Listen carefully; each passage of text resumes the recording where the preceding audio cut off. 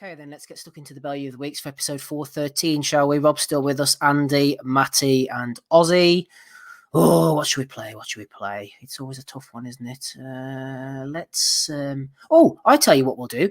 This man is going to appear as part of Bellew of the Week, so what better time to celebrate than with a bit of Bunsey? I tell you, I was just going to point out, you've been nominated for become the British Ambassador of Fighting Sports, and we might as well take today just to remind everyone we're getting closer. We've been nominated for a big award this year. Come on, son. Where's the graphic? Where's that graphic when I need it? There we go. Who's the odd man out? Is it me, or the true Paris Hilton, or that woman at the top? Looks like a wig stuck on Jade Goody's head. There was it at the end when she was having the treatment. You can't make any jokes about it. No, it's not a joke. I'm just saying, I wonder if that was a wig stuck on at the end. I don't like it. That doesn't suit her.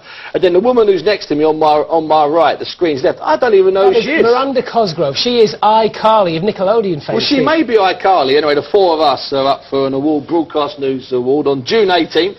At the Hilton Hotel in central London. Tickets are £275. Are you buying mine? No, I'm not buying yours. So we're going along to that, and the Jade show, actually, which was the last few weeks of her life. I've got to be honest with you, and I'm not joking, I'm not saying it was on Living, a channel I didn't even know existed. It was quite good, I've got to be honest with you. It was, because it was suddenly, there was no hype, it was just this woman slowly dying in front of the cameras, which I found quite entertaining. And it was very good because she was dead and it was honest, it was truthful. As for that Paris Hilton thing, I swear, Andy, if we lose out, I'll tell you what, if Jade loses out to Paris Hilton and we lose out to Paris Hilton, I'll be sick as a parrot. And iCarly can come again, man. Jade can't. You know what I'm saying? I've completely lost any track of what you're saying. Yeah, I have as well. I will add that I thought the Jade programme was fantastic, but for a completely different reason. I thought it was very heart-rendering stuff. But it was heart-rendering stuff. Plenty still to come here on the Boxing Hours. We hope to speak to promoter Callis Allen. Well, those were certainly words. Here's something. Every time I listen to that or watch it, I actually think Bunce's like thinking to himself as he's talking. I didn't know where to go, but I'm doing a blind alley. But he's on telly, so he's got to keep talking. He's got to keep trying to say something. He just kind of segue off into something else. At this point, he's like balls deep. He's going to finish off. The co-presenter reminded me of Wellings when Andy's up having a drink and he goes very bad. Andy's never been that bad, to be fair. No, never that bad. No, definitely not that bad. Fuck me. What planet is he on to say stuff like that? I mean, what was it? Oh, I found it really entertaining. It was about a woman who was dying live in front of the camera. I'm thinking, and then he goes, yeah, that wig doesn't suit her. It is a wig. I don't like it. It's like, fuck me. No wonder Satanta went bust. He probably turned them out on fucking legal battles. I was going to say lawsuits and stuff like that. Oh, Satanta. The boys are asking for I'm going to play that next week, the Box Nation one, Bunsey on Box Nation. What was it? About Chisora. Oh, here, fuck it. We'll play it now, Ozzy. Hang on. Let's just get stuck in. Why not? Ukraine, you know. You think you're not bothered? You're going to take it? But I had the two brothers got a restaurant there. I was going to go eat in their restaurant. What, a couple of African guys or just a couple of black Britons? No, the Klitschko brothers got a restaurant. Oh, the Klitschko brothers. I thought you meant two brothers. No. Oh, the Klitschko brothers got a restaurant. Yeah, they got a big restaurant there apparently, so I'm going to go have a steak there.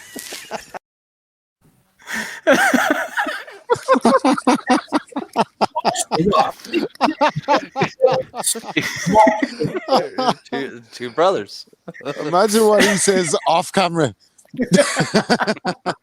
Hey, mate, he loves the Ra, by the way. He likes the Rebs as well, so you he'll be hurting tonight. Like Steve Bunce might be one of the whitest people alive, God love him. He won't be hurting when his Bellew of the Week nomination comes in later. Go on, Oz. Just a couple of African guys, or Black British or something like that. No, he mentions about being. He's lost the plot. He abuses people for stuff they say, right, etc. You just need to go back with videos like that and just say, sorry, explain this. The guy, honest, it's absurd how he gets away with stuff like that. Just don't get it. The Jade Goody stuff is worse. Like I said, he fucking mocked the wig. He mocked the wig and said, "Oh, it is a wig, but I don't like it. It doesn't suit her." Hey. My boys, Bellew of the Week then. Declan Graffin has nominated Isaac Warrior Low. Ride together, died together. Hashtag bad noi for life, says Isaac. He was going off to Las Vegas. Oh, I thought he was going to string a sentence with Romeo and Juliet there when he started that. Las Vegas. Las Vegas, exactly. Good old Isaac. Wait, here she comes. Oh, here comes the Groat. Good morning from the 2 times undisputed champ, the one and only Clarissa the Groat Shield. Nominated for a Greg Cross here, Rob. But as I said earlier on in the pod, you'll no doubt hear during the week when you listen back, I'm a fan of the Groat. Well, I know allegedly I was awake at the same time that fight was on and coincidentally had access to it. And I was going on and take a screenshot and then just send it in the chat and I said, fuck it, I can't even be bothered to turn on the fucking channel and I just went to bed so I'm presuming she won, but I didn't stick around to watch it. Surprise, surprise. Shout out to Johnny Horsecock Nelson, who's thrown in a couple of quid. Nobody better to be Bellew of the Week intro than Steve Bunce. I'll try and fish some more out if I can. We played this earlier. It's time for Porter or Thurman for the Groat. Ricky Gravel nominating her. We played that clip earlier on in the show. She's mentally ill, by the way. She has to be. She has got to be ill. I think it's time. I think it's time. There's big movement behind equality, equal pay in sports and all. If they want to fight, let them fucking fight. That's what I say. I actually agree with that. I'd love to see her fight a fella just for the crack. I'm all for it, man. If she wants to fight with Keith Thurman and Keith Thurman could come down from the mountains, man, it's time to make this fight. This is the pay-per-view we need in 2022. Let's fucking get some momentum going, man. Triller, baby. Let's see it. And I want Keith to walk to the ring playing his fucking peace pipe, looking like a hippie motherfucker. Yeah. One left hook. All right, I'm going home. Riding a goat, jumps off the goat into the ring, rides a goat, beats up the goat, goes the fuck home on a float. Never mind Keith Thurman. Never mind Keith fucking Thurman. Let's get serious here, right? We all said that a decent opponent for Terence Crawford with Sean Porter. And she's calling out Sean Porter. Sean Porter is an ex-football player who would run at her, by the way, and just absolutely just fucking spear her into the ropes and just smash fuck at her. She's calling him out. I want to see her fight Sean Porter. She'd probably call Crawford in for a sparring partner. But I had to add to this nomination, by the way, for Clarissa, because she's obviously was trying to rally around her pay-per-view guys for the week. And she obviously sent a fucking WhatsApp to everybody she knows saying, look, screenshot this. Here's the link. Put the link in your story and say swipe up, because Crawford put it on his Instagram. And then she wrote underneath it, thanks, Crawford. You're the only one that actually did this the way it was supposed to be. I appreciate you. So all her other friends are too thick to even follow the fucking instructions to put it in their fucking, Insta and add a link as well. That seems like too much work. So she might need some new friends in the circle because they're obviously not supporting her the way she wants to be supported. So I'm with her. I'm supporting her. Yeah, me too. If she wants to slide into the DMs, Rob, I'm here. Get into it. Get behind it. We're talking about Sean Porter versus Clarissa, and if she can't get him, come down off the mountain, Keith. Stop ducking the growth. Clarissa Shields. Good old Clarissa. Gavin Stevens has nominated the commentator on Box Nation. Don't know who it was. He said Tony Yoka is like Andre Ward. Well, what about this one? Iron Fisted Champion has nominated Box Nation itself for still somehow existing and delivering content once every few months. Is anybody still subscribed to Box Nation? I mean, legally. I suppose it's still going on. So. You had to get that in there. I got it. I know I have it, I think. I have an interesting story about a subscription to Box Nation, but I'm not gonna jinx myself and tell it on air yet. But maybe I'll tell it on the Patreon or something. All I'm gonna say is thanks, Box Nation. Thank you very much. Moving on very swiftly, Ricky Gravel. Laugh my ass off. Brilliant from Ian Dark. Can you imagine a Sky or TV pundit nowadays getting stuck into a promoter like this over a terrible opponent? And if you saw this one, Andy, I think Joe had just swept away Luciano Torres, and Ian Dark's basically like, what is this shit you're serving up, Frank? And Frank, the snake oil salesman, was trying to make out like Dark was criticising Calzaghe, which he absolutely wasn't. That was the video that Floyd Mayweather learnt the shoulder roll. You see Frank Warden did it. I swear to God, he was raging that night, by the way, and we need more of that. We need more arcs in the sport to say, listen, Bean could do with that, couldn't he? Yeah, he could. He could. And he just called it straight, because I think after that fight, was it Eubank after that fight and stuff? So I think I don't know if he got kind of like pressure on it. And that obviously there was world title on the line and stuff like that. But I meant to upload that. I've got a copy of that as well somewhere. Actually, just seeing Frank doing the multiple shoulder rolls and stuff like that. It's classic to see. And Ian Dark said that's just sticking it on him all the time. He says to him, "Where did you find that opponent, Frank?" And Frank said, "Ain't a fucking grass, mate."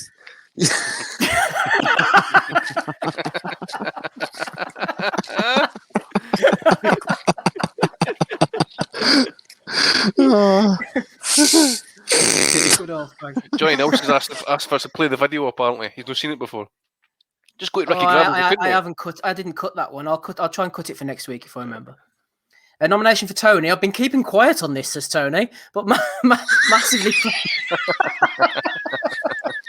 That's a great word. That's a great word. But massively proud of how the book is looking and coming across. I can't wait for people to read it. Oh, I should have put up my little version, shouldn't I? I can't wait for it to come out either, man. I'm telling you now. We're going to be reciting it on here, word for word. Oh, fuck.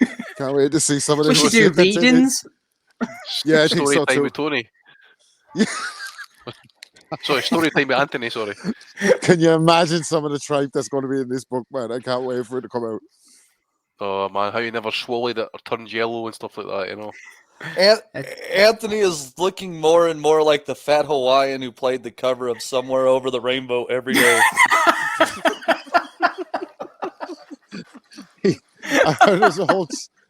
There's a whole chapter in it about sorting out ISIS, dealing with pedophiles. There's different fucking vigilante chapters I heard in it.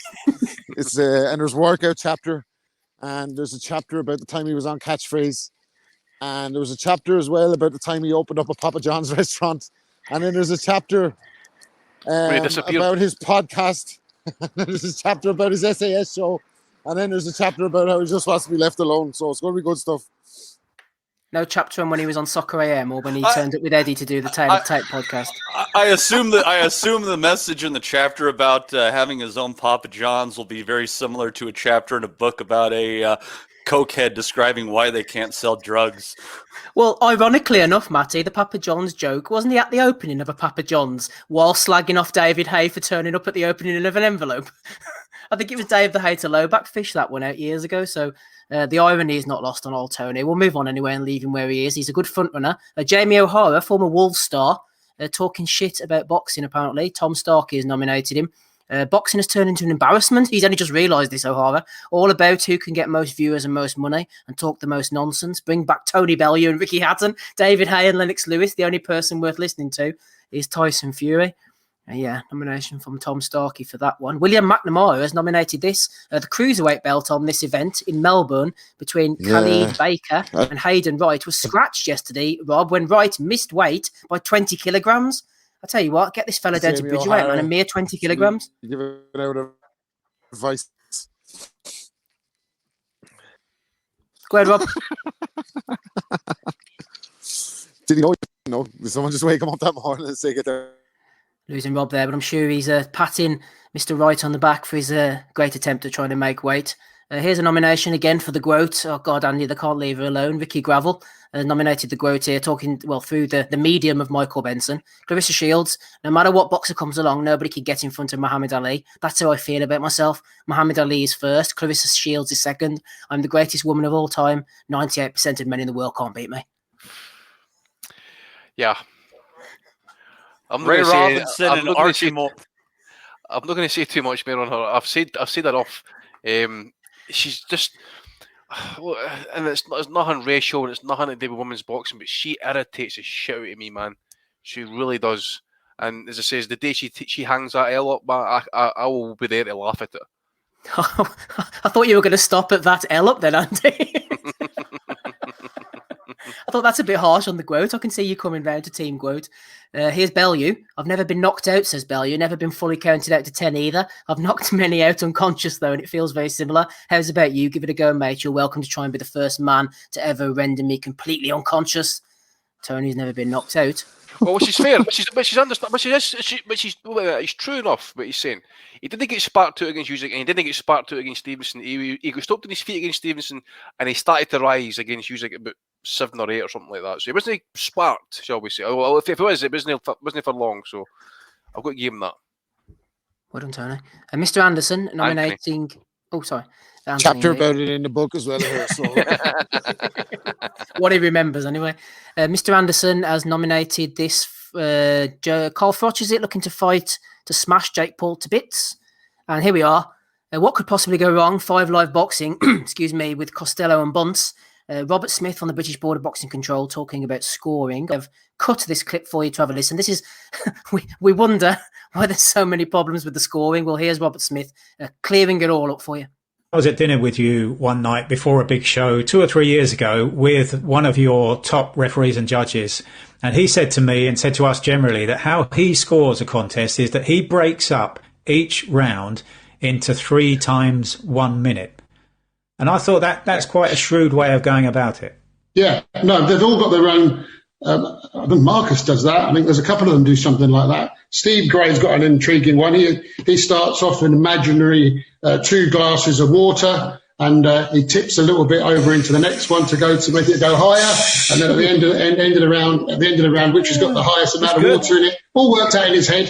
And I found it quite intriguing how he does it. But they've all got their own way of doing it, and it works well. I mean, that's why the game is rigged. I mean, if you've got your own way of scoring a fight, I had somebody, it was Kyle McLaughlin that was telling me one of his mates had a separate way of scoring a fight for the Pacquiao-Mayweather fight that had Pacquiao winning it. I said, well, how good's the fucking system then if it only works for you? I mean, I've never heard, imagine that. That sounds like 2 glasses of water. Fucking, you better put 2 pints of Tennent's, man, the way you're talking there, for fuck's sake. I mean, fucking Steve Gray starts scoring fights, 325 millilitres to 100 millilitres to Shout out to Everton. Fucking Jesus, man. I don't think it would work for boxing, but I do think it will work for the football. So I'm scoring the league differently this year. And unfortunately, we're after doing the 10 in a row. So I just pour a glass in the water. Water in the glass, rather. Whatever way you want to do it, works just the same. Why don't they just Bruce Lee there said, "Be water, my friend." Yeah, be water. But why don't I tell you? I have an idea for the judges. Why don't you just do your job and score the way you're supposed to? You fucking dickheads! Get your fucking glass of water off the table. You've got 4. You've got 4 things you should be looking for in a fight. No emptying water out into a glass into another glass, right? it's just nonsense, man. And he just says everybody's got their own way of doing it. I'm like, really? Doesn't Fat Terry have his own way of doing it? Do you remember? He waits for a text coming through off Eddie. No, he just falls in his gear before the fight, hands on. So when I'm going to judge a fight, I start each round off with 2 monkeys and a bag of grapes. And by the end of the round, I see which monkey has put more grapes up their butthole than the other one. And that's the winner of the round. I think it works just as well as the water theory. And this way you get to watch monkeys stick grapes up their ass. There's a frightening thought for you, Robert Smith. If you're listening on this Sunday evening, get that scribbled down, why don't you? Shout out to Barry L, Hands of Stone, amongst many other people who sent that one in. Chris Faulkner enjoying some female heavyweights on a Friday night. Oh, God, the state of these two. I only saw clips of it, so I can't really attest to the quality of the full fight. But one of them was 2-1, the other one was 2-0. They were fighting for the WBC silver title. James has nominated that. Anthony has nominated Clarissa again for a 90% of men could not beat me statement. Here we are, Rob. GRM premiere, Lawrence Okoli turns to music as he hits the channel with a big TKO in his new video. David Almond has been informing you of this one. Yeah.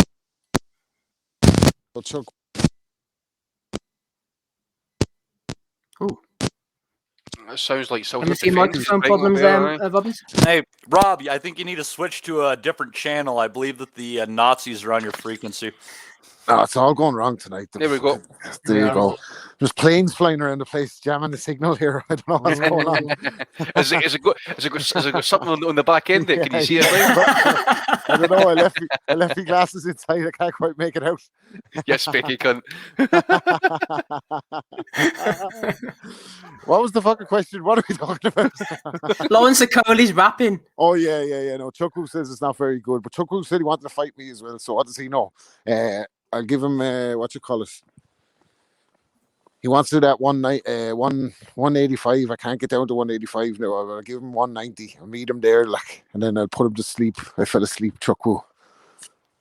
Chuckle's struggling out there. Pray for him. What have we got here? Derek Chisora and Joseph Parker are talking about a pay-per-view. El Presidente Trump says this fight doesn't interest me at all. Two fighters going nowhere. Samuel San 1986 put a bit of perspective on a Joe Parker Derek Chisora fight. Gatti and Ward were two fighters that weren't going to beat the best in their division. Some of the greatest fights of all time have been between two fighters that weren't going anywhere. Tony Vacant Belt Bellew has nominated him for that one. And the final one I've got here is, here we are, it's Bunsey, the man himself. We finally got round to him, didn't he? Bunsey wrote something about the Billy Joe Saunders fighting against Canelo, and apparently he had death threats. I don't know who was sending them in. He said, not any, against criticism from people with ring intelligence, and results are not criticism, they are insults. There is a big difference. He doesn't take well, does he, Bunsey, Andy, on Twitter? No. He's not a bad. I've met him a few times. He's not a bad guy, but he doesn't suit Twitter, man. He just goes off on one, doesn't he, too easily? Yeah. And he should stick to what he's good at, like the Satanta days. Yeah, I mean, look, Bunsey he knows boxing without doubt, man. He knows boxing. He's a good writer.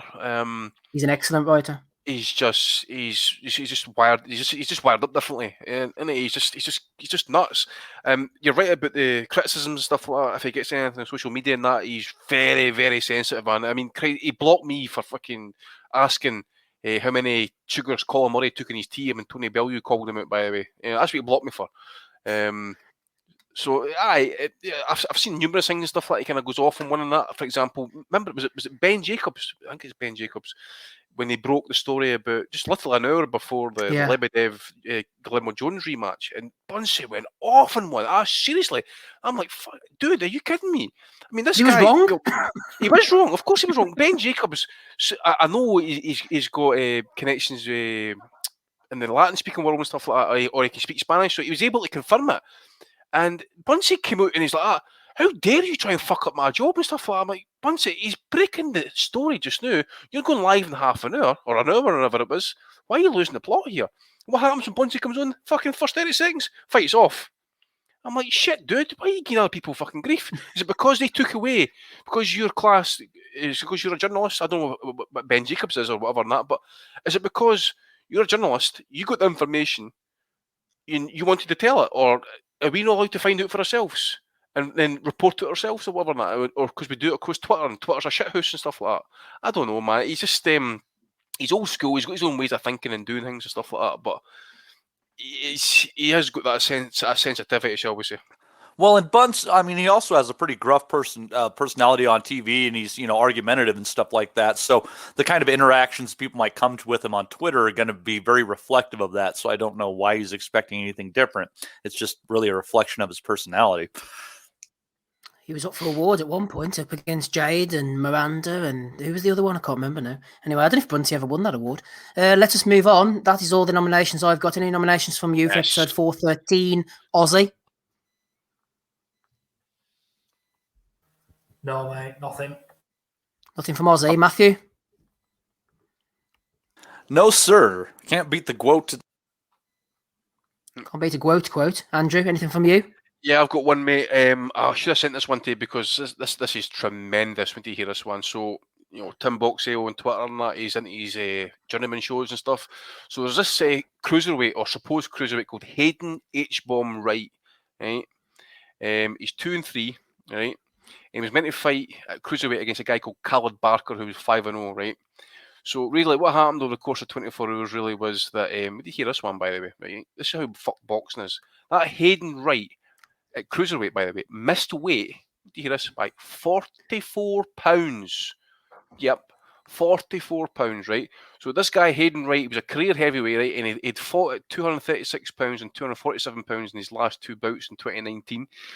But there was an article in December 2020 that apparently says that Wright's dedication to his craft will see him seeking out sponsors for a nutritionist. Just 4 days ago, Wright posted a picture of himself on Instagram with a sauna suit on, right? So the evening flights need more than that. Sign a great nutrition, that. Wait till you hear this. Wait till you hear this. It gets better. It gets fucking better, right? He then retires the night he's meant to be fucking fighting, right? And guess what they do? They give him a fucking trophy for announcing his retirement, right? And the fucking bastard had the nerve to accept it. I just thought that was tremendous. And this guy missed weight by 44 pounds only in boxing. Couldn't give a fuck about making weight and decides, fuck it, I'll retire. It'll just cancel the whole fucking show. Couldn't believe it? Yeah. 44 pounds. So that's Hayden H-Bomb Wright. I've got the photo up there, Andy. He's got a pair of shorts on that you wear when you're going up like on a mountain hike or something. Look at that, man.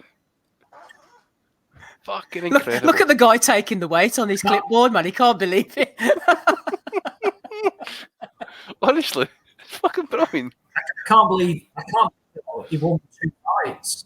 I actually can't believe he won 2 fights. In his last box rec thing, it says here, against Luke Medini, in the little blurb underneath, Wright was decked, beat the count in days condition, RSC, got knocked out in the first round.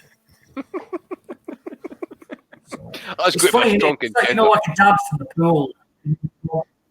You know when you go on holiday and like the poor dad gets pulled off his sun lounger to go and do something in one of those games. That's exactly what he looks like, doesn't it? He's got his swim shorts on. Right, come on, Dad, come and do this, and he's there now in the pool doing aqua aerobics. The thing is, he turns up to get his award, right? And he's got the T-shirt on. It's actually got a picture of him and the guys meant to be fighting. You know, it's actually got a picture of the actual show on his T-shirt and stuff like that. And it's titled "Skill versus Will." So I hadn't seen any of these two guys fight, so I have no idea what the skill's like. And you know, well, Andy, hang on. Let's up the banter levels a bit here. Johnny Horsecock Nelson says his opponent, Callie Baker, is a convicted murderer. Oh, is he? Here we go. We're here all the night. Heard he's after proposing to Obanov. They're going to have a fucking nuptials on the inside. No wonder he's grinning there, Rob, on the photo. He's like, I'm going to kill you, motherfucker. Man convicted of murder despite witnesses claiming that he was innocent. All right, I only go and dig into this then. He wants his one phone call. We are here on StreamYard. Not tonight, though. We're about to finish. Get Donnie on the case. Get Donnie on the case. Rob, any nominations from you? No, not this week. I think it's got to be the GOAT this week. She's in for some stiff competition with Bellew's book, but it's got to be the GOAT for me this week.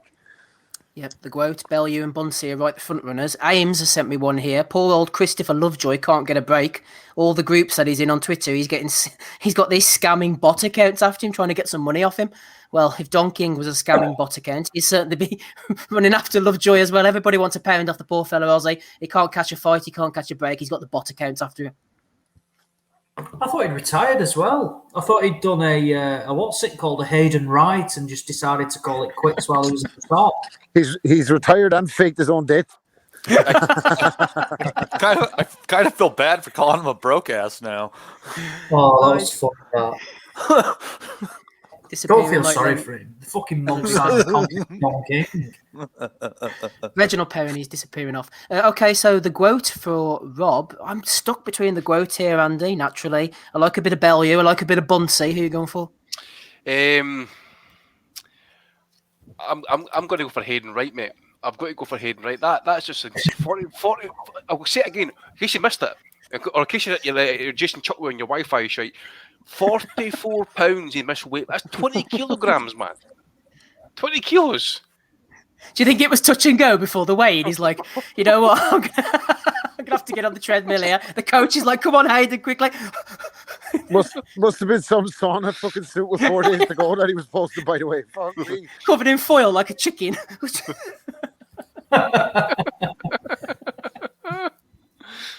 Don't drink that water, Hayden, whatever you do. Imagine what he weighed before the fucking sauna suit. Oh, by the way, even better, I've actually just found his award on Twitter, right? And he's actually, so the inscription on his award, awarded to H-Bomb, Journeyman of the Year 2019 to 2021, Australia's most active journeyman. I don't want to fire any more shots at the fella, Andy, or fat shame him, but it looks like he's got stretch marks on the old belly. I feel sorry for this fella. I would say that's a possibility, mate. That is a cool kind of an award though for the journeyman. They get fuck out. They don't get any fucking plaudits. Like there's no fucking prizes for losing. It is a kind of a fucking loser's title, but why not? Let him have one. He's going to get penalties. He's going to win, isn't he? Okay. Big question though: who's in better shape, Hayden Wright or Saul Farah? It's touch and go, isn't it? That one. Saul Farah has the edge in reach on one hand at least. The left hand. Very good stuff. Get Hayden Wright in against Saul Farah. I think I'm going to go for Hayden Wright as well. Andy swayed me here, Matty. I'm liking this guy's body of work rather than his body. Yeah, I'm going with. I got to go with Clarissa Shields. You know, much on her pursuit to beat a man in the ring. I'm going to give her this victory over men this week. To beat the man, I've got to be the man. Is that what you're saying now? There you go. In the most literal way possible.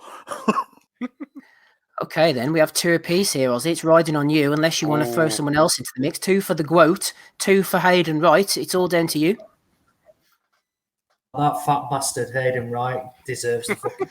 As Andy said, 20 kilo overweight. He's just not give a toss, has he? He's probably had his big, all-you-can-eat buffet breakfast at the hotel in the morning, rocked up to the scales and just thought, "You're a sexist cunt, Oz." He probably has shits that weighs 44 pounds in the morning, man. Do you think he would beat the Groat? No. Probably not. He'd probably smother her. He'd probably die with cholesterol or something in the ring or something like that, Well done, Ozzy. There you go. 3 votes for Hayden Wright. Yes. Then you are the Bellew of the week for episode 413. Congratulations. I said we would go a bit shorter this week, and indeed we haven't. Rob, do you want to throw anything in before we close the show up?